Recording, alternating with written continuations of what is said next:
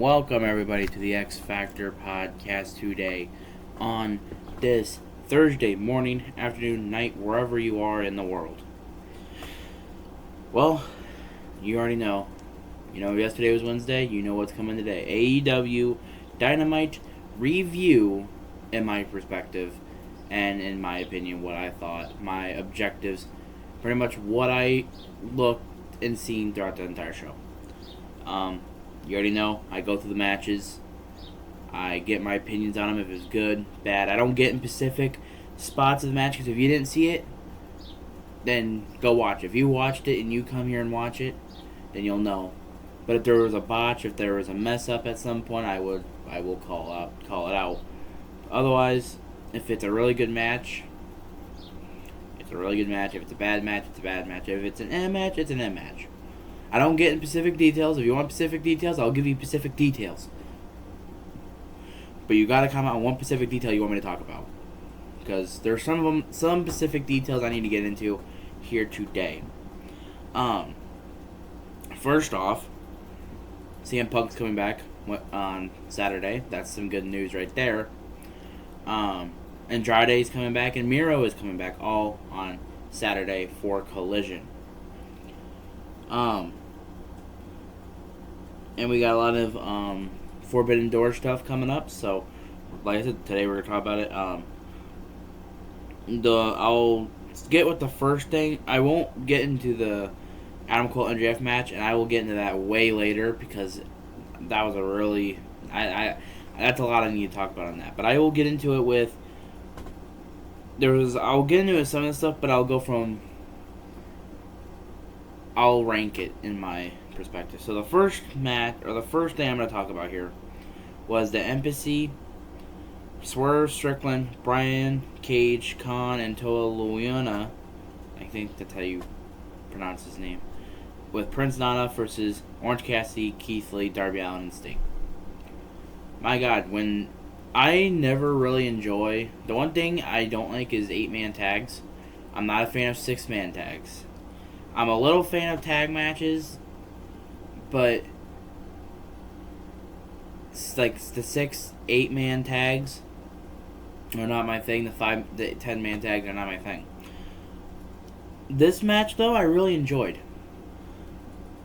And, we got the stuff with Orange Cassidy and Swerve going around, and Brian Cage. I loved his outfit yesterday with the Sting callback. I think it was really cool. And Taz called it out too, the stuff that they were doing back when Team Taz was around and working with Sting and all that stuff. I thought the match was really good. There was a spot where Keith Lee and Brian Cage had a spot where Keith Lee did like a flip, because like Brian Cage flipped him kind of thing, and like he fell. Which, if he would have got that at his size, if he was able to catch that and able to stand straight like that, that'd be cool. But he fell on his ass, but he still made it look like nothing happened wrong. Like, he didn't sit there and go, oh shit. No, he got back up as quick as he could and got him. So it made it look like nothing really bad happened. Darby and Sting, and there was one spot with Sting where I think it was Brian Cage, I believe, or one of the Khan or Toa, one of those two guys. They were Irish whipping Sting into the turnbuckle, and God, it looked ugly, because like Sting, like he hit the rope before he got to he was like a couple inches off of the turnbuckle. And I thought it was very Sting. I thought had a good showing, but that was just one thing I noticed from last night. I thought it was. But the match overall, I thought it was good. It wasn't taken away from what happened during the match.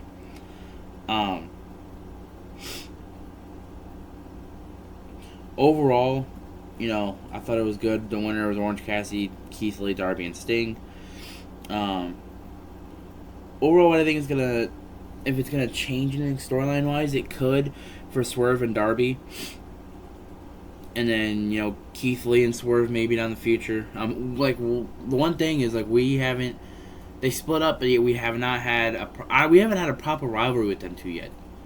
And that's the one thing I have for the AEW, is sometimes they don't get into when storylines like that happen, they don't get properly into it. They just do all these tag stuff. I'm like with Keith Lee and Swerve, it was mainly them two, and then Swerve brought in those Parker Boudreaux, and then the other guy, can't remember his name because he's never hasn't been there since.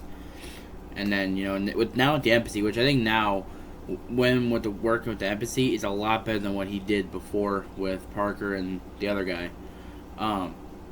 Keith Lee, teaming himself up with Dustin Rhodes, which I think is good. A good pairing. I just feel like we should have gotten at least a couple singles matches for Swerve and Keith Lee, which I'm hoping we'll get down in the future. But at this point, it's like, who really wants to see it? We all know the beef between them two. And Orange Cassidy and Swerve, last time they were in the ring, they had a banger. I wouldn't mind seeing that again. That was pretty good, but I'd like to see it in a pay-per-view style matchup. Overall, though, everything else, that's all I can really catch on from that. But so yeah. Now, the AEW Women's Championship match, the TNT Championship match, Wardlow versus Jake Hager. And my brother told me yesterday, and he asked me if he said Jake Hager might be the biggest flop in AEW. And I sit there and I think about it. I'm like, you know what? That might be truth.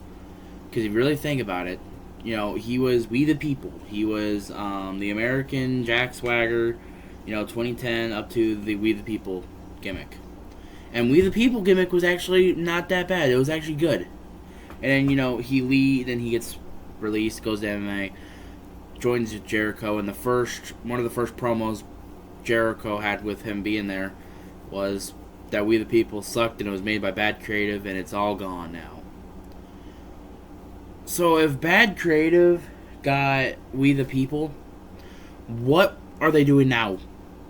So is this worst creative, or is this just bad creative, or is this just him not hitting what they expected? Like, you gotta explain that to me, because it really doesn't make sense. Jericho said that in the first promo, and then Jake Hager, now it's like who really cares to even see him when he comes out to the ring? You know what I mean?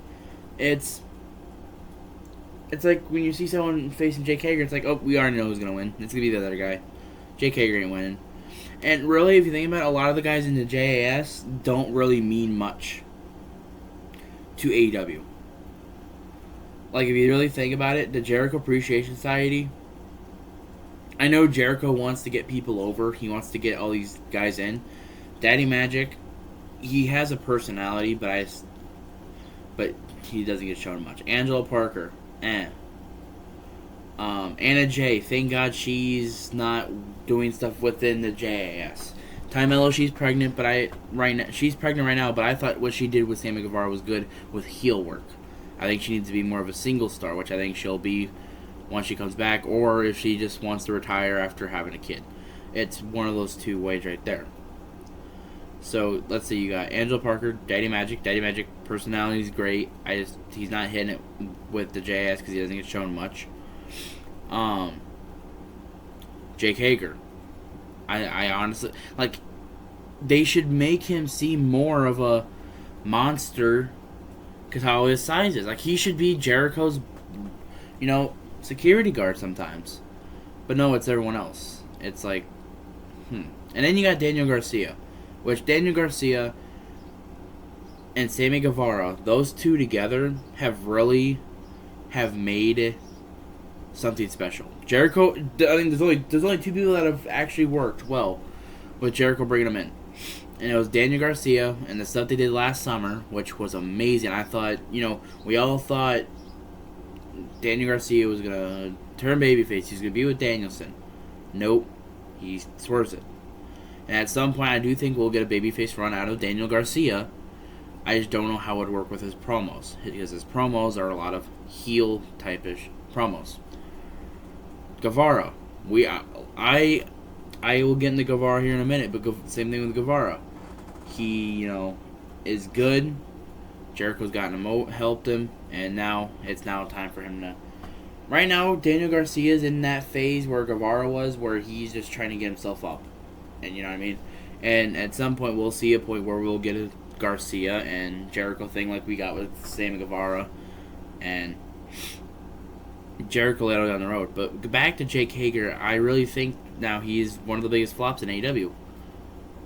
Like, when he came there, it was like, oh, cool, we're gonna, get this going.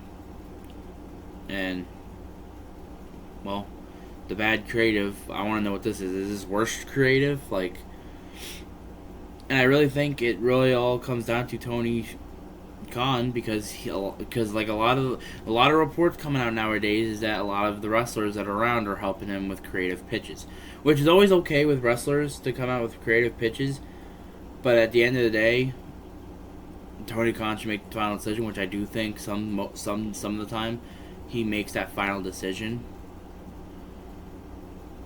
But you also gotta think at the same time what could be best for the business. Like a lot of wrestlers, they could say these things, but they end up not doing good. Like you gotta know what's best for the business type. What's gonna get you the most viewership that week? Because you don't know if you're gonna be cracking 1 million or if you're gonna be, going back down to 700,000. And right now they're just getting themselves back up to that 900K range, which where they were months ago.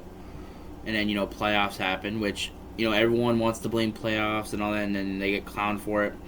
If you really notice it between when the playoffs started, for NHL and NBA, viewership went down. But then the first episode after the fact, after all this happened, boom, the viewerships, like after, it just came down to the 2 championship games and they didn't have any championship games or whatever on that day, boom, they get 900K views. You can't really tell me that's the only really excuse you can really say is playoffs. Now they have no excuse. If they get worse than last week, okay, well, you did something wrong. If you get better, you're doing something right. And Tony Khan, it's always a hit and miss with the shows. 2 weeks in a row, he's had hits. That's good. That's what you need.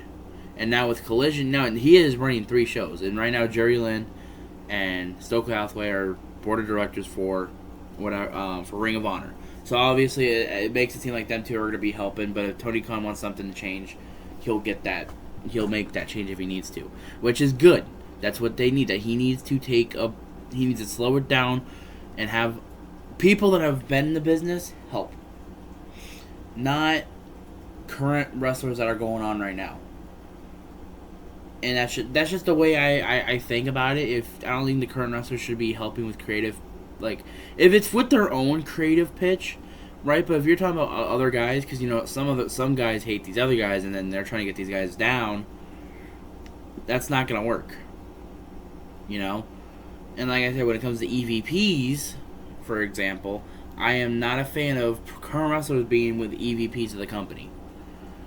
I'm not a fan of it. Only because of their current wrestlers. If they weren't current wrestlers and they were just, let's say Jim Ross and Tony Schiavone and Taz, probably, just put them 3 in an example that have been in the business a while. And if they were the EVPs, yeah, go right ahead, do what the hell you want. Because I would rather be more comfortable JR being one of the guys helping in the EVP section or the creative section than a lot of the wrestlers, because Jim Ross has been in the business for so long that he is probably, in my opinion, one of the most respected guys in the wrestling business. And if you don't respect JR, you are honestly stupid, in my opinion.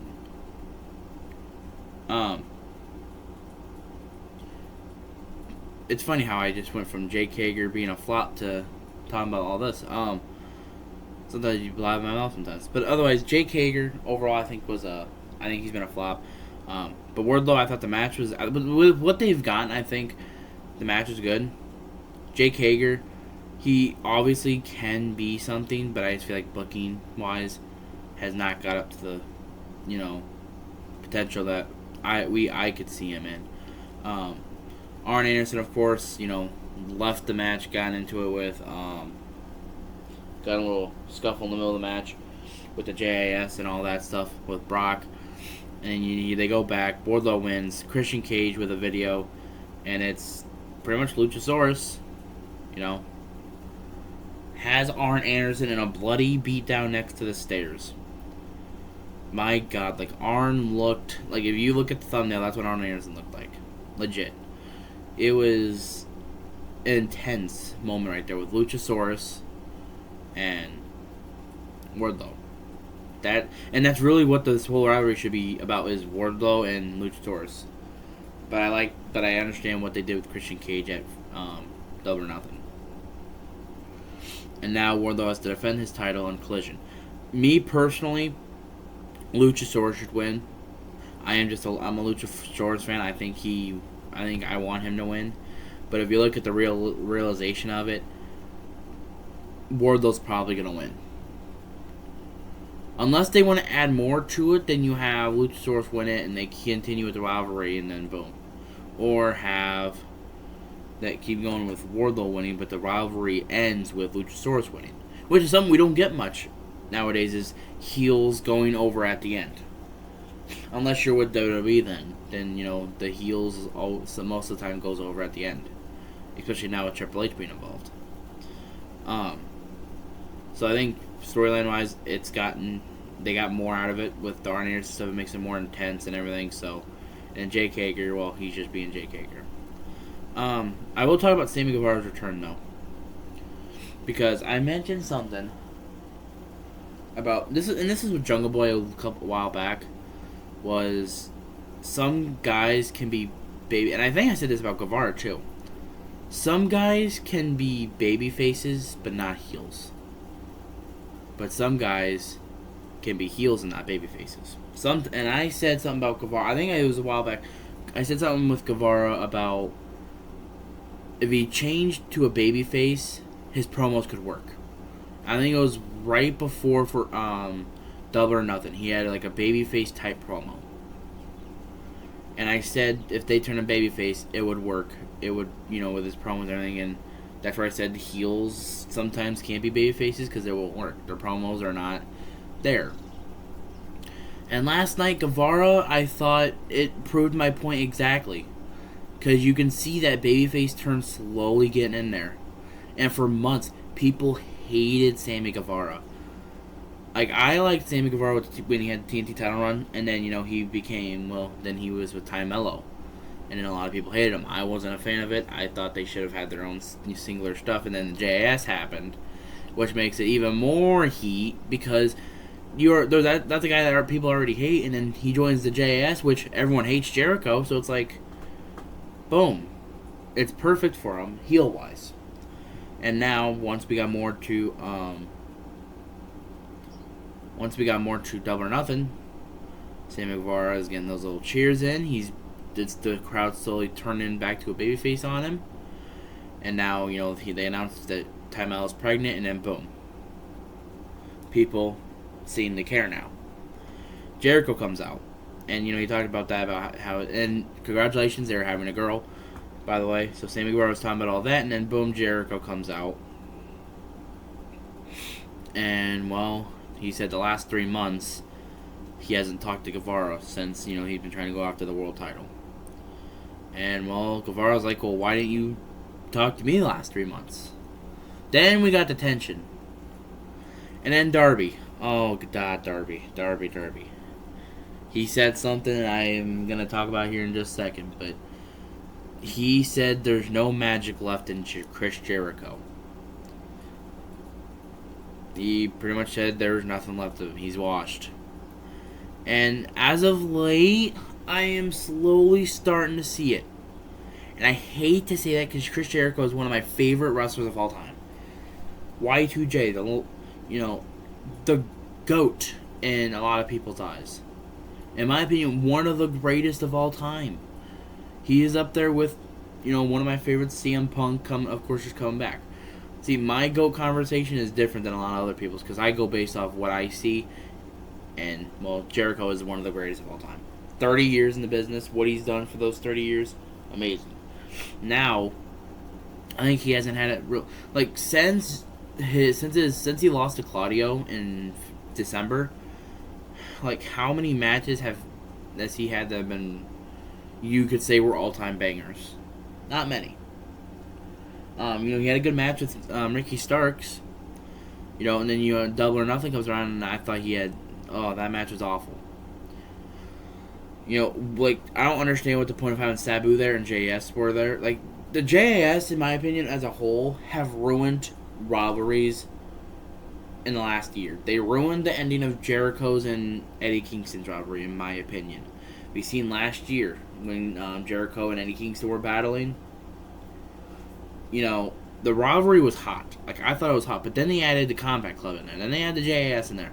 And all this really started was Eddie Kingston and Jericho, and, well, Eddie Kingston wanted Jericho to shake his hand at the end of Revolution. He didn't do it. And then, the inner circle, he turns on the inner circle, creates the JAS. Which I think the JAS is, besides Guevara, Jericho, and Garcia, it's been a flop. And then, the final match that they had I think it was in August. The no disqualification, hardcore match, whatever you want to call it. It got ruined because everyone got freaking involved. It's like this rivalry is made off these two, and they're bringing all these people in at once. It's like, no, that's not how. It doesn't make sense at all. Like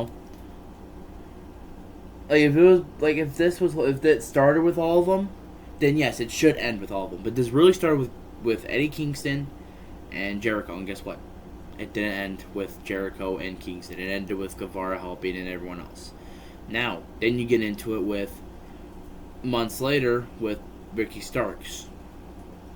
Same thing. JS tries to get involved, but it's really down to them guys. And I know Jericho's a heel; those guys are going to help him. So, but they didn't. They didn't give the whole JS like a whole 5-minute stink of them taking him out. They just had those times where they ran in and tried to, which those are fine. The run-ins are fine to an extent, which I said with Eddie Kingston and Jericho. If you watch that one, And then with Double or Nothing, the start of Double or Nothing, you didn't even know who the hell was. You don't know if it was a 5-on-3 or if Jericho and Adam Cole were having a segment match and they were facing each other. Because everything was so chaotic, and then the stuff with Sabu was awful. The stuff with Sabu was awful. It made no sense whatsoever having the JS, and then they leave and they never come back. And then having the stuff with Outcast and Britt Baker and all that on the Dynamite after. Which, like I said, it's only Jericho. The rivalry is really based off Jericho and Adam Cole. I think the one thing I noticed that really made sense was when, to make it more of a, more tense into it, is when Jericho had Saraya take out Britt Baker. And at the time, they were feuding, so it makes sense. But you got stuff that don't make sense, like the start of their match at Double or Nothing. Made no sense whatsoever. Now, get into it now. If you think about it, Jericho has lost a little bit of that touch. Which, if he has... I honestly think if he can prove that in the next 6 months... I'm being generous and saying 6 months because I love Chris Jericho. If he can slowly start to turn that and make it seem like, well, this is not the Jericho. Well, this is current day Jericho. This is good Jericho. We're putting on banger matches all the time.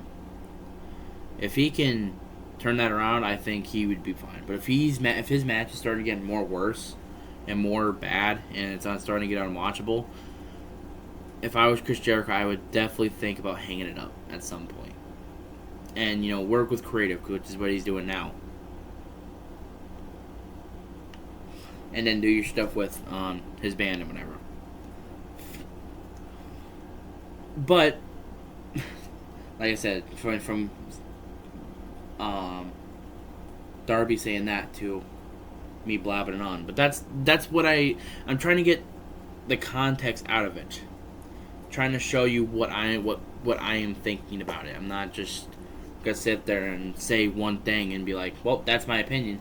No, I'm going to explain to you why I am thinking what I thought there. But, so, Darby says that, and Jericho's like, well, we're just going to kick your ass, you know? Me and Sammy, we're going to kick your ass. And Sammy looked like he did not want nothing to do with it. And then Darby's like, well, I'm not the only one alone. I'm like, Jericho, you should know this. Sting. Like, come on. Like, come on, Jericho. Like, Sting. And every time I hear Sting and he's walking down, chills from my back down to my butt cheeks. Chills. And goosebumps. It's just, you know Sting's are, and it's happening now when I talk about it. And it happened when I realized when Jericho and Sting were looking at each other. That's when it got worse. Because I'm like, ooh, the tension. Ooh, got a little tingly there. No perverted stuff, by the way. But either way, you know, they're looking at each other, the tension's hot, and boom, the bats. And while Sting, being the badass he is putting the bat up to his chin and swings his Jericho's bat off of him a little bit, and you can see the tension. And well, I think Jericho left right after that, but like I said, the tension between all that, it hit quick once Sting came out. And then I realized a couple days ago on Twitter, they were mentioning something about Jericho and Sting, and Jericho's like, I'm not interested. And then, well, this happens. Overall, I think a Sting and Jericho match in 2023 would not work. I could be wrong. They could have it and it could be a absolute all-time banger. But if it's just a singles match, it would be cool to see because it's never happened before. But you also gotta think it could go to as bad as, WWE tried to do it with Goldberg and Undertaker. First time ever. Goldberg, Undertaker, boom. It could go as bad as that, or it could be as good as just two older guys going to war. You know? That's really what I see it as. And I think with Sting, if you give him the time, and plus it's going to be a singles match, of course, but if he can go as long as Jericho or Tony Khan needs him to go, and he does good, I'm like, well, maybe these guys aren't so washed after all. But you also got to think they're also working at their own pace, so it's going to look good either way because they're working at their own pace. It's like if you had Jericho working with younger day Rey Mysterio, yeah, Jericho cannot keep up with current day Jericho cannot keep up with Rey Mysterio, or younger day Rey Mysterio at that fact, because of how quick he is. Or I don't think he could at least, but overall the segment, I thought the tension was obviously there. You could have seen it, you feel it, and that's what I felt. Like I felt, especially when Sting came out, it's like, oh, we're getting something with this. So, then now I'm going to talk about Toni Storm and Sky Blue. And in my opinion, Sky Blue has really shown... She's really been showing herself as one of the most underrated wrestlers right now in AEW, women-wise. She is such a talented wrestler, performer. It's like she can make anything look decent to good to great. Toni Storm, I think she has had way bigger upgrades since leaving WWE. I think she's doing a lot better here. And I will get into that here in just a second because there's something I thought about yesterday. And Sky Blue. I if you guys knew the awards yesterday, I put them on at the ending of the Raw review. I said the women's wrestler of the week was Sky Blue, and she's gonna be up for contention of it this week because how she performed last night. And overall, I thought she did good. But I need to go to Toni Storm for a second because I thought something. Because a lot of people have this argument about what's better, AEW or WWE. And I've talked about this before, but I'm gonna get into it again. Once it comes to wrestling, once it comes to your viewership, For the longest time, from the 80s up from when wrestling first started to up to the Attitude Era, wrestling was wrestling. There was no entertainment. They put the storyline in with the wrestling. Every rivalry felt intense. Like there was not much comedy, but every rivalry was intense. And then WWE comes around, and they still got their intense rivalries, but they also got your silly winky dink rivalries. And then you get the Attitude Era, and then you get more of that winky dink stuff. And then WCW, they were professional wrestling. They had more professional wrestling than they had with entertainment. TNA, more wrestling than it is sports entertainment. WWE has always been sports entertainment. They want you to entertain. They want you to have fun with the storylines more than the wrestling. Because at the end of the day, you're still wrestling. But the storylines and more comedy to make it more entertainment, which is what has really gone down in wrestling up the last 30 years. Because if you look at it, 70s, 80s, 60s, around that era, a lot of the rivalries were intense rivalries, and now when you see intense rivalries in WWE, it's good because you can see the tension from it. And then when AEW started, they're a professional wrestling company. They're not sports entertainment. And almost every rivalry can be intense, but you also got your little comedy in there. And I realized something. I'm like, a lot of people want to go to WWE to be a wrestler. But you got to think about it. If you're working with Vince McMahon, you're not working as a professional wrestler. You're working as a sports entertainer. You're working as a superstar. That's where you're getting built as. And now I've realized a lot of people are not built to be sports entertainment material. Because if you look at a lot of guys that have worked in WWE that have flopped, do better in other companies. You want to know why? Because of WWE being a sports entertainment company. At the end of the day, in my eyes, at the end of the day, it's still wrestling, but in their eyes, we're sports entertainment. We're not really professional wrestling, but then you got AEW. Sports, they're professional wrestling. They're professional sports. They treat it like a professional wrestling company. And yes, you do get your little comedy in there and stuff with the Elite that they, and all that. You'll get the comedy stuff. And a lot of people have not adapted to the current style of wrestling, like Jim Cornette and Bret Hart.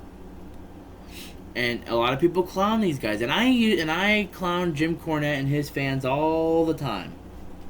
Until I realized last night why they don't like nowadays wrestling. Because to me, it's like I watch the product and I adapt to what they're doing. I never grew up watching 80s wrestling because I'm only 17 years old. For those that don't know, I am only 17 years old. I have only been watching wrestling since from like 2010, 2011. My early memories of watching wrestling was Undertaker, Shawn Michaels, WrestleMania 26. The tension. And everyone knows the tension from there. That's the latest I have ever thought about wrestling-wise, because that's the only time I can remember, because I was only 4 years old at that point. So, get into it now. I have never really seen the old 80s style of wrestling. I've been watching a lot of it lately. And I've watched the tension, and I've watched a lot of this new, like there's a lot of this old stuff, and I'm like, how come a lot, and it really is because how the business got exposed. The business got exposed in the 90s. Vince McMahon, he didn't want the business exposed because, people would hate it. People in the professional wrestling world would not like it. And after a while, Vince is like, well, you know what? We're gonna expose it to. We're just gonna make it more of entertainment than it is professional wrestling. And that's really what has changed with a lot of people. Because current day WWE fans that don't like AEW don't like it because they don't got the big, Superman type characters. They don't got these storylines. They're not building around storylines. AEW builds around the professional wrestling side of it. And a lot of the times you don't need a storyline for a match. The match tells the storyline. Last night with Adam Cole and MJF, perfect example. Double or Nothing with MJF in the 4-way, perfect example. Poor build-up, great match, told a story in the match. It's really what it is. It is the type of thing that, people just need to adapt. And a lot of people haven't adapted. And I can understand from Cornette's side and Brett's side. They have not.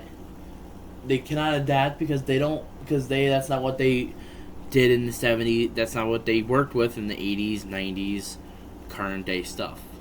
And a lot of people hate Cornette, but a lot of the guys that you love, Cornette booked in his days with Ring of Honor and Impact. So, if you think about it, he's done good, and yet people can hate him for hating on the Elite and all that stuff. But at the end of the day, I can see his side about it, but I can also see why a lot of people like the Elite. And I'll get into the Elite here in just a second here, but the main thing about it is people don't adapt. And a lot of people, if they have been in the business as long as them two, they can't really adapt because they're so used to rivalries being so tense.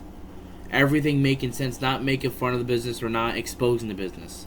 Which nowadays everyone knows wrestling's scripted unless you're, 7, 8 years old and you just watch it because it's fun to watch. But a lot of people don't. A lot of people know that it's scripted. It's the promoters pick who's going to win. And that's really what has hurt the business because now everyone knows it's scripted. Or in a lot of people's words, fake. There's nothing fake about professional wrestling. It's all real. Yes, they don't hit each other, but when you're hitting your back and your shoulders and your knees on a piece of wood with canvas on it 200, 300 times a year, after 30 years, yeah, it's real to you. Look at The Undertaker for freaking consideration. That man, at the end of his career, had so many hip problems. It was just awful. But that's just... Sorry, I had to go on a little rant there, because that's just one thing I thought about a lot last night. Talking to my older brother, of course. Because, my brother's like professional wrestling, both are Cornette fans, and now I realize why they all think what they do. Because for me, it's always, I look at both sides,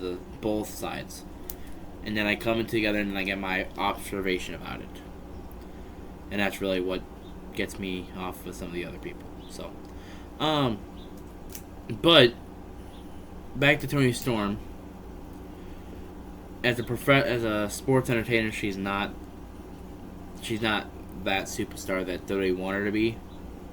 And a lot of people are not built to be, and not a lot of people are not go to WWE just to be a sports entertainment people.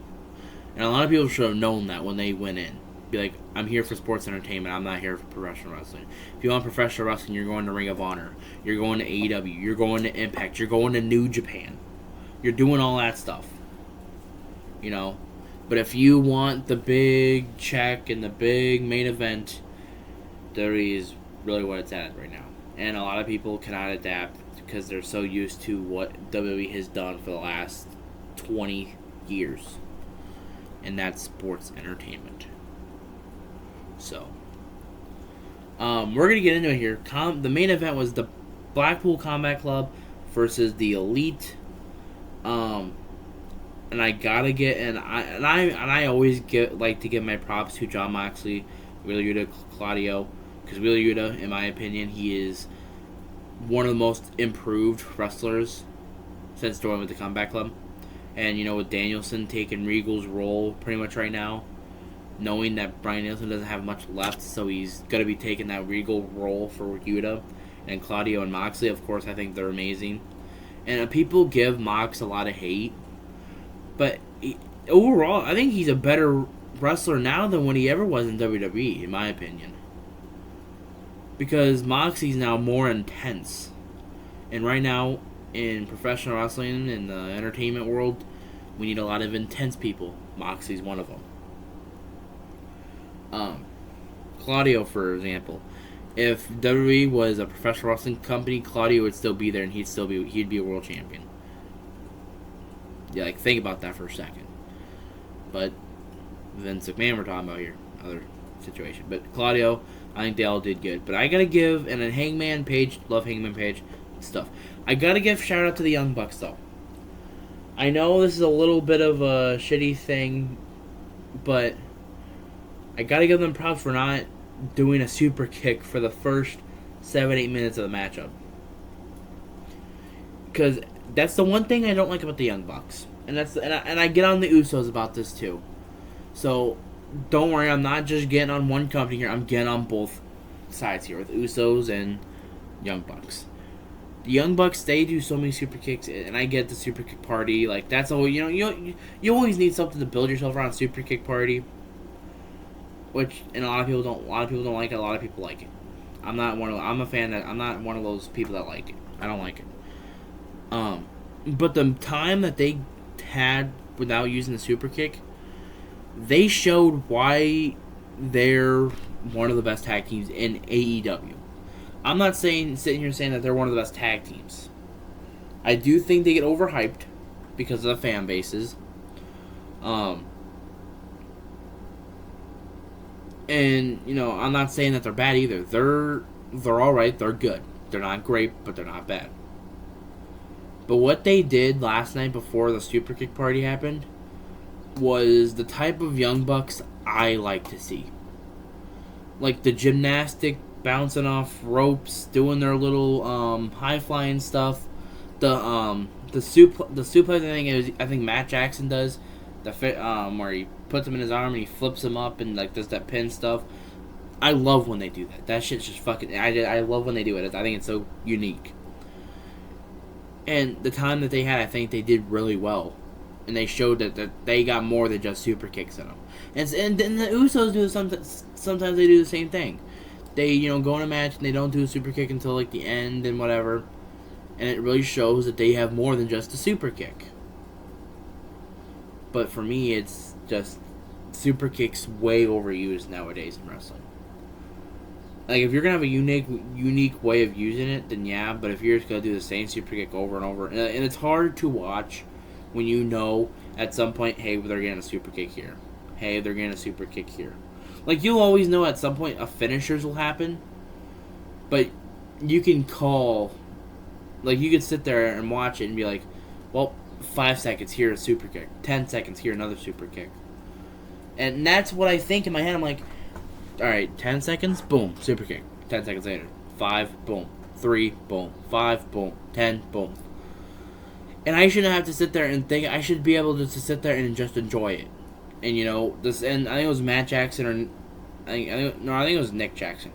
He did a thing where he jumped on the top rope, did a springboard, and did like a backflip. I think that was Nick Jackson on outside. That shit is what gets you to say, "What the fuck was that?" Like, you don't just sit there and say, "Oh, he's just gonna do that." No, that's shit that you were just gonna fucking come out of nowhere. Same thing with RKO's, out of nowhere. But overall, that match I thought was good. I don't think it should have main evented. But knowing how the ending was, I understand why they main event. That was the main event. Because after the match, they're Claudio's taking him out. The next thing you know, the return of Eddie Kingston, ladies and gentlemen. Eddie Kingston has returned after his hernia surgery and all that stuff. I thought he looked good. But the main thing that I got from that little stint was, because I didn't realize Moxley was still around when this happened, when Moxley came in the ring. And and everyone in wrestling knows, that's AEW fans, Moxley and Kingston are friends. That's tension. That is what you're going to get with these tension storylines. That's how you get a storyline invested. Oh my god, is Moxley going to turn on Eddie Kingston? Oh no, is Eddie Kingston joining the Combat Club? Like, that's what you got to think. Like, what's going to happen next? That is what makes it good. And I've seen a lot of people saying too much chaos at the end.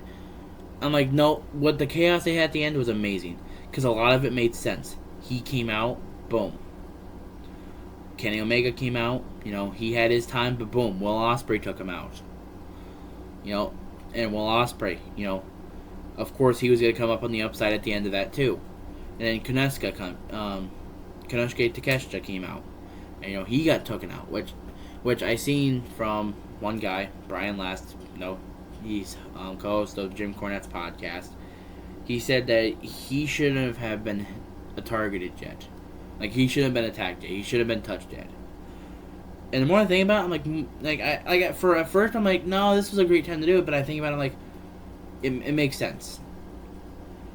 Have it later on when, have Konosuke make more freaking chaos on Kenny Omega, and then let's just have Kenny Omega snap on him. But I can understand why they did what they did there. But I do got to get one thing here. Because a couple weeks ago I mentioned what was the best storyline. The This storyline or the Bloodline storyline. I think Bloodline storyline's better.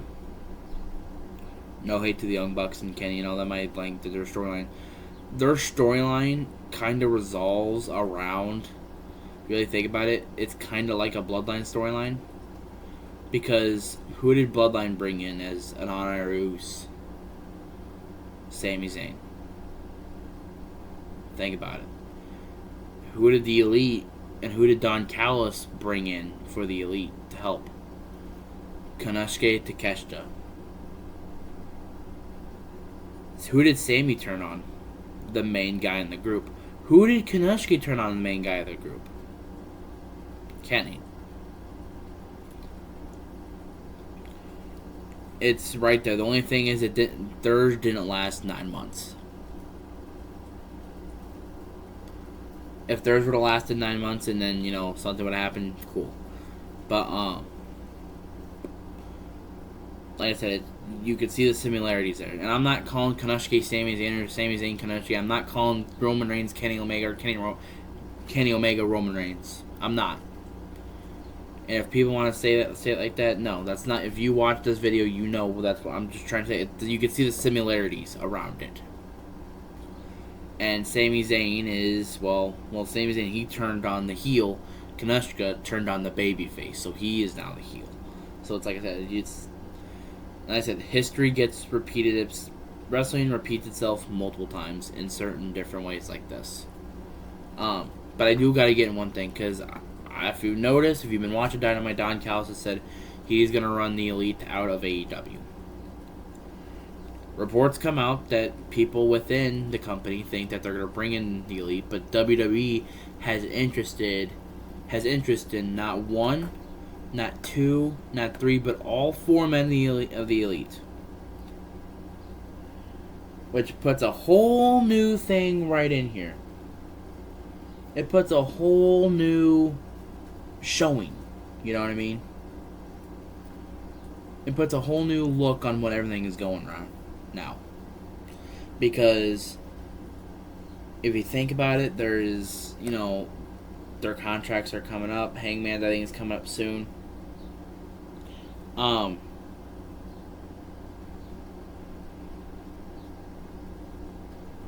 There is, this contracts. And the one thing, if Kenny would like to go to WWE, but I've always thought that he is getting held back for doing that from the Young Bucks and Hangman. I really thought that. I could be wrong. I don't know. Because I don't think the Young Bucks would want to go to WWE based off what they've said in the All Access thing, that they didn't think that they were material, like third entertainment material, all that. I think I could definitely see Kenny going. The Young Bucks and Hangman might be a reach, and Hangman might be a big reach. Because if he goes to WWE, he can't say cowboy shit. And I'm sorry, that's one of his catchphrases, cowboy shit. Unless they go TV-14 and allow him to say it. But if all four end up leaving and going to that company, it could hurt Tony Khan really bad. Like, it's not going to hurt them. And it's going to hurt them business standpoint wise. As a business, it's going to hurt because my main stars are now leaving. But when you're in a wrestling company, it's like, okay, who are we going to build next? These guys left, who are we building next? And I don't want to, and if they do leave, I don't want to hear one person try to put CM Punk on the blame, unless he was actually the blame for their leaving. And like I said, that's also problems with some people becoming EVPs. You get stuff like that happens, and then stuff like All Out happens. There have been no reports yet if all 4 guys want to go to WWE or not. But I do think for Kenny, it could be one of those things where he might want to jump ship over there. And plus, Cody Rhodes is over there, and see what he's doing now. Kenny could sit there and say, well, if Cody's getting this, I wonder what I could get. Because, Kenny's 38. The Young Bucks are almost 38. Hangman's 36. At some point, you're going to think, because, as a kid, you don't want to sit there and say, oh, I'm going to join WCW. I want to join WWE. Everyone has probably had that thought, I want to go to WWE. And I bet you all 4 of them have. And in their thoughts, like, can I make my childhood dream come true and join WWE? And right now, how WWE is right now, you think that's more of a professional wrestling as an entertainment company, especially how Triple H has really run things now. And with Triple H running things, he can make Hangman, Kenny, and the Young Bucks look like major stars. And guess what? Their popularity would run through the roof because everyone would know who the hell they are within the wrestling community. Young Bucks, I think they could be one of the best tag teams, and WWE right now has been struggling to get one of those big name tag teams in. The Young Bucks would help. They're not like freaking Dudley Boys or the Hardys or the Usos, but they would work. Hangman, you can have him either in the main event scene or in the mid card scene. He works for both. Kenny Omega, he could work for both. Kenny Omega, I think, would be more of a main event status guy. But if they leave AEW, it's not going to kill them as a company. If I was Tony Khan, I would say, okay, who's next? Who is going to be our next Kenny Omega? Well, you already see Kaneshka's sitting right there. He took out the Elite. He helped them. He helped take out the Elite. Make him the next Kenny Omega. Like Don Callis said, he's the next Kenny Omega.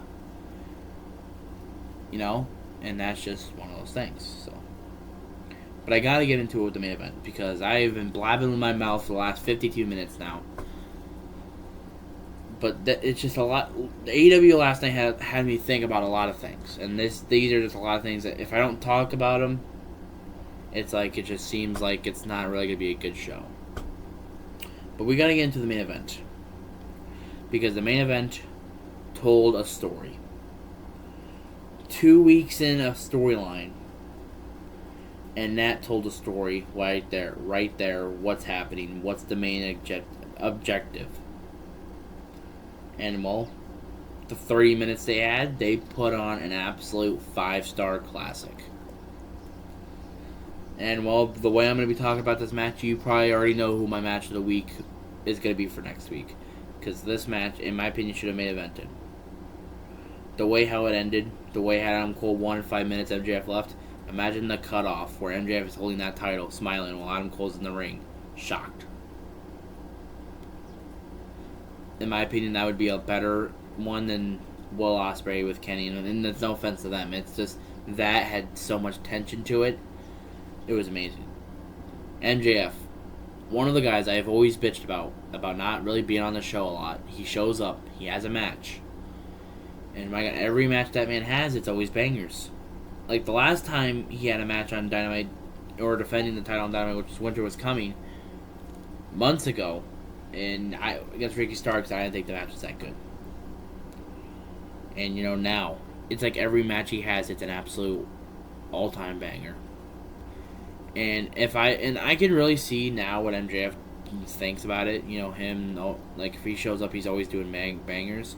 So if you're doing a Dynamite show that's only 2 hours long, it's kind of hard to get the banger you want from a 2-hour show. Because you're so used to having pay-per-view matches that are 20, 30 minutes long bangers. And we don't get many 30-minute bangers on TV shows anymore. Unless you're a 3-hour show like Raw.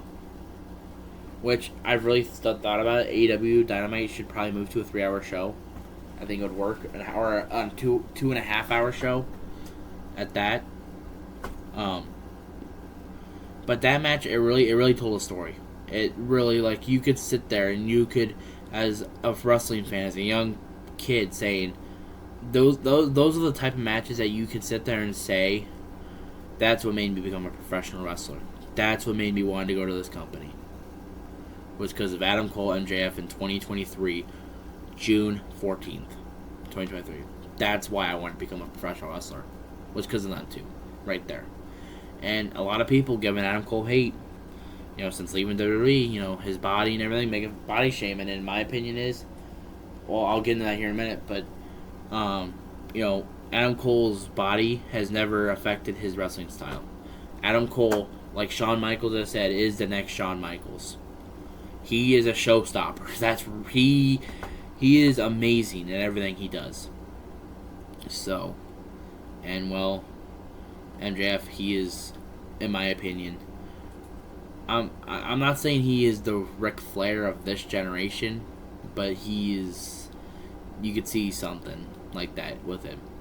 But I do gotta get one thing here. Hulk Hogan has said that a lot of wrestlers nowadays look like they should be bagging his groceries. And I've seen people agree, I've seen people disagree. But the only thing I got is a lot of guys that look like that have been better wrestlers than Hogan ever was. The only thing Hogan was in wrestling was a draw. Think about it. Professional as a wrestler, he wasn't the best in the ring. And he wasn't mid in the ring. He was bad in the ring. But he had that draw value. And that's what got him so over. That's what got him in, pretty much. That's what got him his money, was him being a draw. And then you guys got guys like Mick Foley, who looked like, should be working at a Walmart, or working at a fast food restaurant, becomes a better wrestler than he was, and yet Hulk Hogan's talking about a lot of these guys should be bagging his groceries. I'm sorry, a lot of them guys like Adam Cole, Sami Zayn, have been better wrestlers than Hulk Hogan. They're just not as a draw. I'm sorry, I would, if you're a good wrestler and you draw good money, not as good as Hulk Hogan's, but if you draw good money, I think you're doing well for yourself. I would rather have good wrestling ability and a good draw than have just a massive draw and little wrestling ability. Especially in today's wrestling world. If you're talking about 80s, I would take what Hulk Hogan was making and be like, okay, I'll wrestle as bad as I could because, you're the most popular guy. But we're talking about today's wrestling. Like I said, when you evolve, you got to, evolve in today's wrestling. That's what you're going to get. Think about it.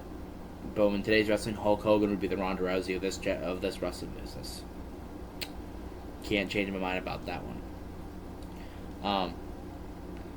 And the way I think about it, wrestlers come in all sizes. To 600-pound Yokozuna, to nearly an 85-pound Miss Elizabeth. It comes from both sides. The only way I see it is if it affects your wrestling ability, then you shouldn't have to worry about nothing. If it doesn't affect, if you're like a Sami Zayn style and it doesn't affect your wrestling ability, I think you're fine. But if you're like Yokozuna and you're hurting people, or let's say Nia Jax, for example, hurting other people in the ring, yeah, you'll have a problem. Or Yokozuna, when he couldn't go the way he could go back like he was in 93 and 92 and 94. 96 came around, you see how big he was. Then you're like, that's a problem. That's affecting your wrestling ability. You could go 15 minutes, now you can only go 6. Or now you can only go 8 or 5 or 4. Without having to sit there and almost feel like you're having a heart attack. Like I said, if it doesn't affect your wrestling ability or doesn't affect your cardio, I don't care what size you come into wrestling as a wrestler. It's just, the only thing is, as long as you're not a freaking stumped up, juiced up freaking steroid user. because we've been through that wrestling stuff, and we're no longer in those professional wrestling days. We are now in a day where we're more of a gymnastic style wrestling, more high flyers, less big beefy men slapping meat stuff. Like I said, wrestling has evolved over the last multiple years, and that's what a lot of people don't like. So, good wise words of the day with your average Discord mod here. So, I thought today was a good episode. I thought we got a lot in, a lot out, or I did at least. I feel like AEW Dynamite, I feel like they've got a lot of storyline stuff out that was good. And I feel like that's what they need to do, is get a lot of storylines that they need to get make sense and hold on. And, well, in a minute here, we're about to get some news here. Hangman, Adam Page, and Elite have yet signed new deals, but within the company are confident. Oh, yeah, it's pretty much the same thing. Same thing. Yeah, they have interest, but they don't expect them to become available because they think they're just going to re-sign with AEW. All right, so, but I gotta say one thing though. If Don Callis, and I'm gonna be a little tension with it because Don Callis said he's been trying to run Neely out of AEW. If he runs him out of AEW, that means they didn't resign. If he didn't, that means they resigned. But pretty much what it means. But if it makes it seem like they're not gonna resign, but they still resign, it's gonna feel like a big relief for a lot of people that watch AEW. But I feel like if Kenny would leave and the Young Bucks would leave and Hangman would leave, a lot of AEW fans would turn on him. Because a lot of AEW fans are like Philadelphia Eagle fans. So, but like I said, wise words of the day. I feel like storyline wise, they got a lot of stuff out. I feel like I got a lot of opinions out. I'm hoping this is a showcase episode pretty much because I feel like this was a really good episode. I got everything I wanted to say in there. Tomorrow we'll be getting into it with we'll probably talk about some NFL stuff tomorrow, probably, I'm thinking. Let me know down below what you want me to talk about. I'm probably going to go to a 2-part show anyway sometime with NFL, more NFL stuff, college football, with a lot of that coming up now. I'm probably going to do one, you'll have my NFL show in the mornings and then my wrestling show later on in the day. I will be streaming on Kick coming soon. So if you want to see, I'll be streaming a lot of the podcast on Kick. I'll be posting the streams on YouTube. So if you guys are wanting to watch some Kick stuff, I will be live streaming soon. I'll let you know the schedule. Y'all stay blessed. Have a good day. And involve in the wrestling business. Goodbye.